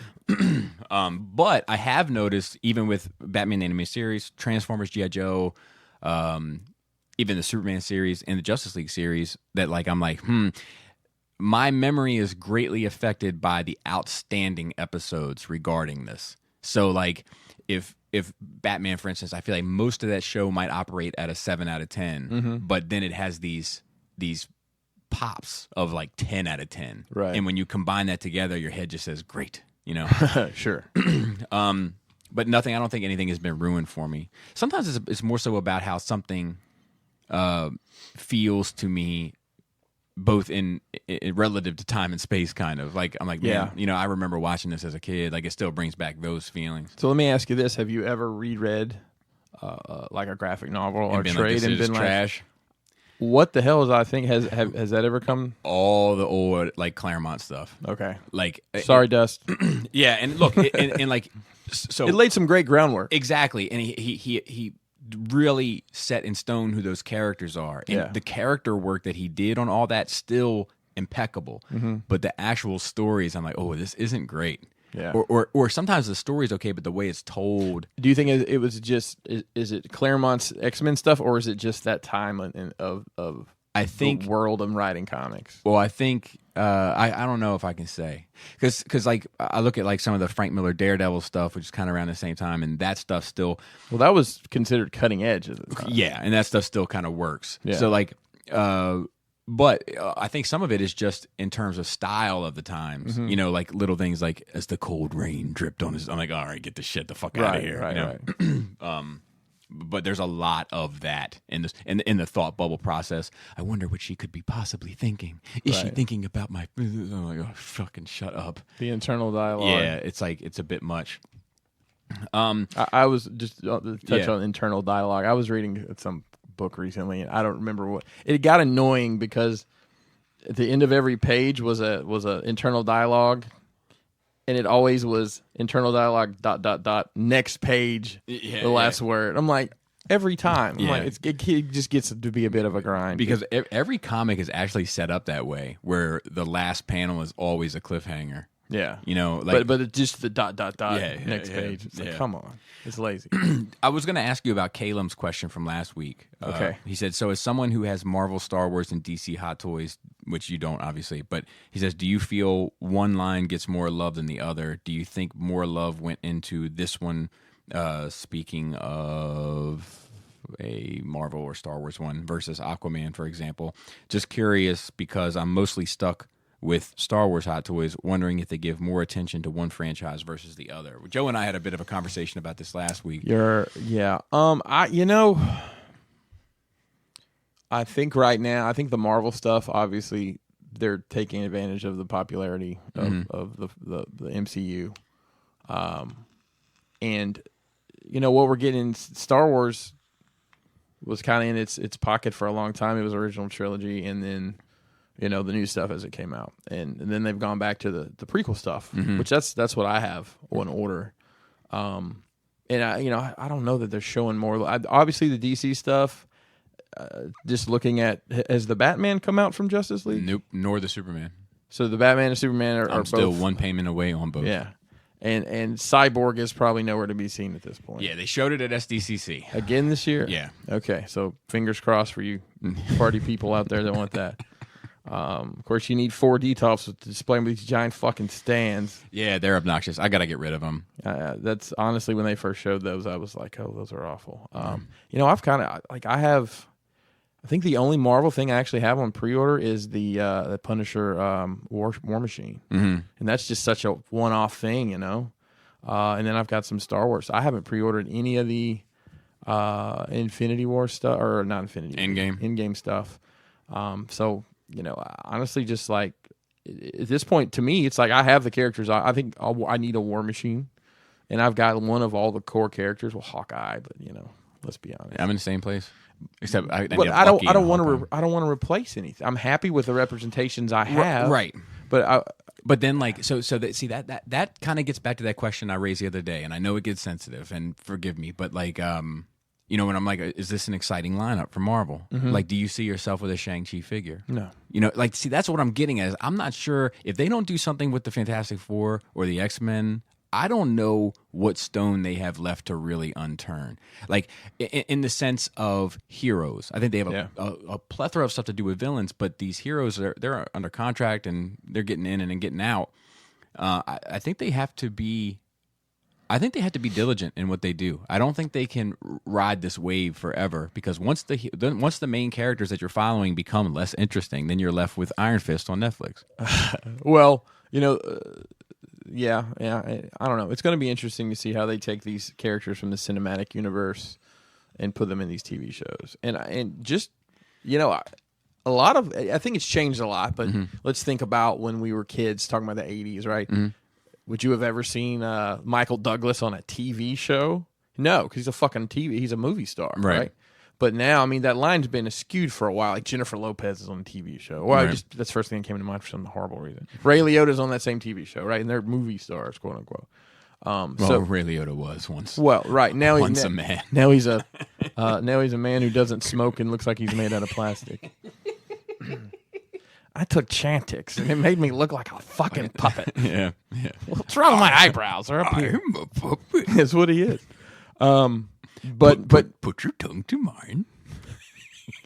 And I think Netflix changed that a lot too, because love him or hate him, Adam Sandler got to deal with Netflix and is just cranking out these B movies. Let's just be honest, that aren't B honest. I heard you. Yeah, him and Jerry Seinfeld doing B movies.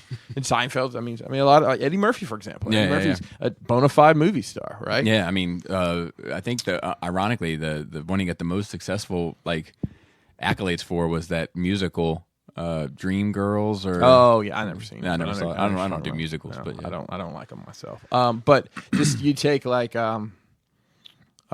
Jeremy Renner and Olsen and all the other Bucky, which that dude has Sebastian Stan done anything other than the Marvel stuff? Probably, but I wouldn't know what it is. Okay, Anthony Mackie, right? These guys are, I consider to be movie stars. Yeah, for sure. And now they're doing a TV show. Anthony Mackie for sure. Yeah. By the way, that dude is hilarious. If you've ever listened to an interview, I was just talking to Evan the other day about how much I love Anthony Mackie. Yeah. He's just a great. Seems like a nice guy. You'd want to take him, hang out with him. Yeah. Man, if I knew him, he probably would even show up for a podcast. You think he'd come pretty regularly? I think he'd probably come pretty regularly. Huh. Interesting. What if you bring the bird costume? I'm like, dude, tuck him in when you come to the fucking door. You're fucking. So let me ask you this though. Like, all right, so let's take that Marvel timeline, and you have, let's throw caution to the wind and say you're having Guardians 3 and Black Panther 2 and Spider-Man 3. I said Guardians 3, Shang-Chi, Captain Marvel 2, and Thor, Jane Foster, right? So that's your timeline. And it creates whatever buzz it creates. Now, what if I replace those names with Daredevil, Punisher, Jessica Jones? Like, what if I replace those names with those names? How does that timeline look? See, that's what I'm saying. Like that shit is more interesting, and they're cooler characters for the most part, or inject them in. Right. But you're not going to get that. And I feel like unless they really, and I think they actually have something up their sleeve they just haven't let out yet. But like, I do think there needs to be some, not just new, but exciting blood pumped into that universe in order to kind of keep the wheels turning. Yeah. But I don't know. But back to the Hot Toy shit. I forget what we kind of. He was talking about where does the love go, and I think I mean I haven't had a complaint from any of the Star Wars stuff. I mean I don't have a ton of Star Wars stuff. Well, I just have think, the prequel stuff. Yeah, and I think that Star Wars gets a ton of love. I think it does too. But like I do think that DC doesn't get the love that the other two are getting. But the franchise isn't as popular either. Well, I mean, what are they? Do you really want the dude that's in Wonder Woman? Do you want a figure of that guy? I mean, who do you want a figure of? The rest of the Arkham line. Okay, I could see that. Well, you've gotten what, 4? Yeah, there's Joker, Deathstroke, and a couple Batmans. Batgirl's coming. Yeah, and I mean those look incredible. I think that's some of the best stuff they've done. Yeah. So like that's some more stuff I would love to see, but I do think that like it just comes down to what they want to do and how lucrative they think it's going to be. Yeah. Yeah. I I don't think that they're necessarily cutting any corners per se with like if you look at the Deathstroke, for instance, like they came with a ton of accessories. Well, tons. And then fucking Joe and I got into this whole thing about, well, where's the money going in regards to soft goods versus plastics, which was a decent point. But and they're doing more Nolanverse stuff. I just think that it's probably it's indicative of the market, that the market just isn't buying a lot of this Justice League stuff because the franchise seems dead in regard to what the cinema's doing. Like we still haven't seen that fucking Shazam figure that they teased 3 months ago.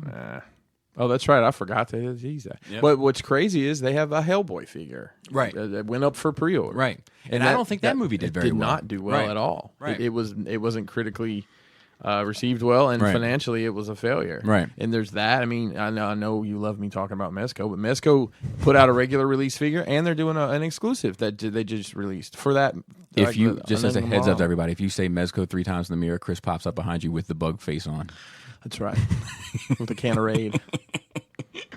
All right, so it's Star Wars. We do have some pretty exciting Star Wars news, and that is that Ewan McGregor has signed on for a Star Wars Obi-Wan show on Disney Plus. Hello there, dude. That gave me the chills, man. Yeah, I'm excited. buddy. And a lot of people, I just wanted a movie. Guess what? You're basically getting 3 movies. Shut up. Yeah, and I mean, I think that story might be better told in a TV format. Because even when we used to have, like, Adam and I would have this conversation, we both love Obi-Wan and both are interested in the kind of vigilant element of Obi-Wan, like looking over Luke as a young boy and all that. Like, it's intriguing, right?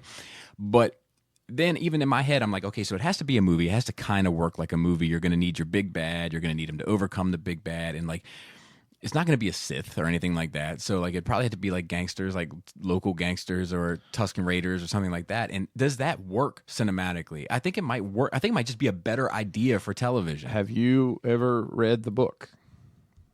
The Obi-Wan novel? That was like this close. I mean, it was like months I haven't. I've heard you talk about it. It's really good, and it tells a very interesting story involving the Sand people. And some conflict there, but I don't know if they tell that story because there's a lot of internal dialogue with that, the way it was written. I don't know, man. I mean, if the Hutts are involved in it somehow, or I think that's the way to go, or make it like bounty hunters in general, or who knows who he fought off over the years, trying to keep him safe. Right. We don't know that, right?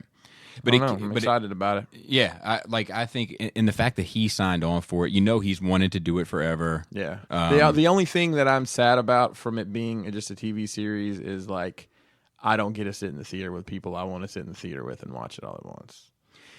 That would be cool for us to commit to watch it together. I don't know how that would work. Yeah. It's 8 episodes. Just pick a Sunday afternoon, and we're doing this. And do we even know if it's going to be released Netflix style or if it's going to be released episodically? I'm making that assumption. Yeah, me too. But I don't know. If it is, I'm down for that. Yeah. Like, I'm down to make that an event. Like do lunch, do dinner. I was talking to Joe. I don't know if you listened to last week's episode. I didn't get a chance. I was busy about it. Yeah, well, you are very busy. I mean, you had that commute, but you probably listened to something else. Probably West Coast rap music. I was talking to Joe about... I actually was listening to Books on Tape with the Wife. Thank you very much. I was talking to Joe about just how much of a good time I had the other night at dinner. Yeah. And I was like, man, I wish we could get into like some sort of regular tradition thing where like it was every other weekend or something, and it was like we rotated houses, and also like either so initially I was like, well, look, Joe hosted, Joe covers the cost, and you hosted, you cover the cost. But then I was like, well, kind of Joe gets the short end of the stick with that shit because like everybody's bringing like a fucking big gang 12 of kids. people in, but like even if it was like, look, like handle it like community style, like $7 a head. So like I'm bringing 7 times 5, and I'm bringing $35. You're bringing $35, and pump into the pot, and then that's dinner plus whatever they kick in, and then the next week we have it there. Like I would love to get into, and if Adam wants to do it, Adam's very busy too. Everybody's very busy, very busy. But just get in this regular habit of like just breaking bread and like pumping the morale and life up, behind the scenes. I think it puts everybody on a better. Like I was telling him, I've still been riding off that wave. Like it was just a good time. Sure, like, yeah, laughs absolutely. And drinks and eats. So there has been a couple other things that have come out of the Star Wars thing recently, and one was a tweet that came from a film editor that said, if you're headed to D23, be prepared for something extraordinary, and then just had that picture, which is a Roman numeral of 9. So maybe the trailer's coming. The last I heard is that it wasn't coming. So and that is when? Next weekend? I think so. The everything, like I know people talk the way they talk or whatever, but like everything with Star Wars seems to be at full steam ahead recently.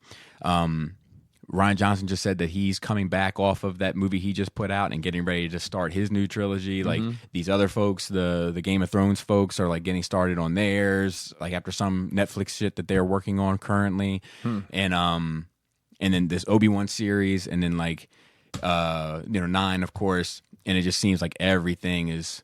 All of a sudden, it just kicked into high gear, like out of nowhere. But on the other side of that coin, most Walmarts I've been in right now do not even have Star Wars on the shelf. Really, at all? At all, they don't have a planogram spot for it. But it's well, think about it. Right now, there's nothing out.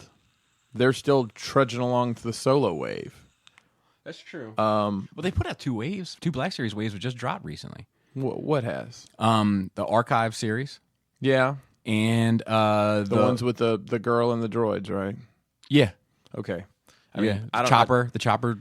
I'm just telling you, the last couple Walmarts I've been in, like, it's not even set on their planogram. So I was in Target. They still have a good amount of space, but they're all sold out. See, that's another thing. I went to Target this past weekend. They had 6 vintage figures, 4 or 5 Molochs. Nice. And then not a single Black Series figure, but it's just empty pegs. It's empty pegs, and I think it's just they're going to have such a big set come Force Friday, which is when is Force Friday? October, I think. Triple Force Friday. Yeah, I think it's first. Oh, it's weekend. in October. Great, Jesus. Yeah, I think it's the first weekend of October. No, geez. Okay, well, I mean that'll be a complete reset, and you got to think without Toys R Us in the picture. I mean, Target, Walmart, hell, Walgreens. Who knows? I mean. Force Friday may be different this year. And I don't collect Star Wars like that, but I still like to go to those things. Right. It's a cool experience to watch, watch people scramble for. Yeah, me. But I could use the extra hands, if you know what I'm saying. Yeah. I can shove people down for you, Bobby. But yeah, they say Rian Johnson is speaking about the freedom that he has with this new Star Wars trilogy after Knives Out, which is the movie that he just put out. Okay. Sources say the Thrones pair, Beinhoff and Weiss, is writing a treatment for a Star Wars trilogy and is committed to penning at least one of the films. So they're doing the treatment and they're writing one. Ewan McGregor is going to direct episodes of Kenobi. Oh, nice. And a mechanical co-star is returning. For which one? For Obi-Wan. I don't know how that works. don't remember owning a droid. Yeah. Oh, I did own a droid. He's been here the whole time. Yeah, Maybe that's it. It must not be him then, you know. So McGregor signs on for Obi-Wan. Rian Johnson hopes to find the essence of Star Wars in his new trilogy. So like everything is like Essence. Yeah, I'll read that. This is from Slash Film. And he says, I think that the fun and challenging part of it is to dive in, figure out what's exciting, and then figure out what is going to be. We're doing something that steps beyond the legacy characters. What does that look like? To me, the blue sky element of it is what was most striking about it. I know the way that I'm coming at it, and what's fun about it for everyone in George Lucas's films is figuring out what's the next step. It really makes you think and figure out what the essence of Star Wars is for me, and what will that look like moving forward. But like everything is throttled up all of a sudden. It might be for this D23 bit. Yeah, I'm hoping to get the Mandalorian trailer. I'm hoping to get the 9 trailer. Yeah. I'm excited to see what they're doing with the Mandalorian. Me too, man. I've liked what Jon Favreau's done. Yeah. As a director. So And the shit looks right. Like it has that right look it's about got it. that vibe. Yeah. Yeah. So yeah, I'm all for it. So I'm assuming that they're filming all this stuff on the same cameras that they do the movies with, which I don't know the technology and Panavision whatever numbers, but Well, like they've done different tricks. Like it's all gimmicky, right? Like I think JJ ended up shooting some of Force Awakens on some 8mm type bullshit that George Lucas the practical effect, no digital. Well, yeah, and that is something else that I'm interested to see going forward. Is are we going to get monster makeup or are we getting CGI? Yeah, and I think the right thing to do is just a blend. It is a blend because sometimes. Like in Force Awakens, when I look at some of those creatures, especially in Maz's castle, I'm like, this doesn't look right anymore. Really? Yeah, just some of them. Some of them, I'm like, this definitely looks right. Some like the little mosquito creatures, I'm like, that doesn't look right. But like the guy with the peg leg, like with the hood over his, like that looks right to me. Yeah. Whereas like some of the digital characters look right also to me, and then some of them look like they're too much. Like Maz looks great. Yeah, exactly. Because they spend. I mean, I think it's sometimes the rendering and it's the background characters. I think sometimes they're not going to give as much attention. Right, not as much rendering. In my opinion, if you're not going to give them that much attention, put a guy in a fucking spacesuit over there. It doesn't really matter except for the 28% of the people that are like, the spacesuit's supposed to be green because his allegiance is. He's still wearing an Imperial. That's right. According to the archive catalog, that uniform was decommissioned in the BBY 748. I got my first kind of bit of like Star Wars fan correction recently. You got actually? Yeah. That's funny. It was on my last video, my top 10 Black Series pick list for Phantom Menace. Mm-hmm. And I mentioned Aurora, but like I just say it Aurora just because it's easy to say. I know how to spell it. I know how to but dude, the amount of people that told me like that's not her name, I was like, dude, I get it. Like I'm Columbining it up. Oh, that's a terrible joke. Ooh. Okay, that's a joke. But the comment, that's a joke. That was an inappropriate joke. Didn't mean it. It was about the Colorado shit. That was Aurora, Colorado during Dark Knight. I think was the Wow. It's hour and 37 minutes in. It's only the hardcore people that are still around. True. That's how I feel. But I think that's it. Yep. Yeah, I think I'm gonna do if time permits, I'm gonna do my Force Friday this week on Sifo Dyas because I think that's a character that needs some explanation that a lot of people are still confused about. I need some explanation on that. So I'm thinking about jumping into that. But we'll see, time permitting. Like I said, shit's been falling off. I want to do my the Sages of Duarte, like the little Black Series. I mean, not the Black Series, the fucking Galaxy's Edge. Yeah, the statue gimmicks. Yeah, I want to review them because for one, the fucking the Asajj lightsaber did good numbers. I think because it's an exclusive, right? Sure. So that's an exclusive as well. Not maybe as alluring. Well, as a people lightsaber. may not know those even. I don't think a lot of people know they exist. Right. I mean, I would not have known they existed if you hadn't got them. Yeah. So I want to talk about them and kind of their uses and stuff, and maybe go into a little bit of their kind of legends history. Mm-hmm.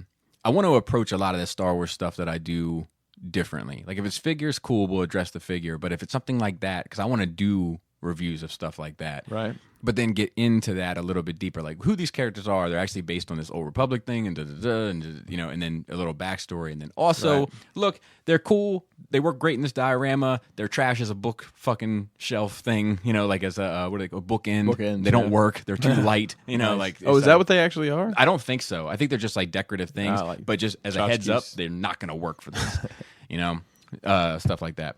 All right, I think that'll do it. Shout out to the rest of the Cool Table Network, Shattercast Uncut, Enter the Realm, Beer and Bolters 401k, Plastic Fanatics, Stasis Lock, Toy Detox, Building Up to It, Fresh Communications, and Breaking the Mold, as well as Verbally Challenged. And shout out to the rest of the Nerd Rage team, Joe and Adam, of course, who couldn't make it for one reason or another. Marilyn Phil, Raul on Instagram, Dante the Destroyer on Facebook, and Mr. Manny behind the scenes, as well as Gort doing Force Sensitive shows. And we did one last week with Josh Fisher. That was actually really a good conversation. And then I think we're going to do one this Friday as well. That'll do it. Tasty taint. Tight dick player.